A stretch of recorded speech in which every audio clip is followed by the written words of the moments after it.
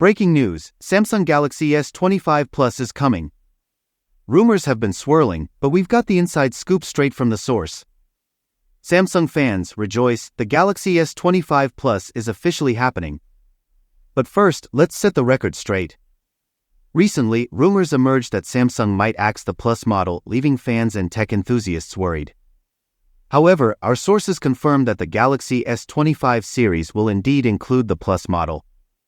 So what sparked this rumor? It all comes down to the GSMA database, a crucial catalog of upcoming smartphones worldwide. If a device isn't listed, it's not in production. Every smartphone needs an IMEI number to function, making the GSMA database the ultimate authority on new releases. We previously reported on the rumors, but it turns out we were too quick to jump to conclusions.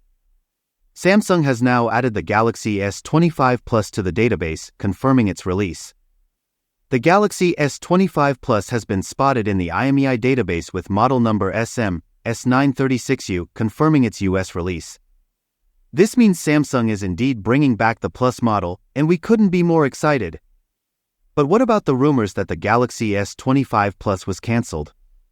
Let's set the record straight. Last year, Samsung added the Galaxy S24 series to the database in July, and we expected the same for the Galaxy S25 series. However, the Galaxy S25 and S25 Ultra were listed first, leading us to believe the Plus model was axed.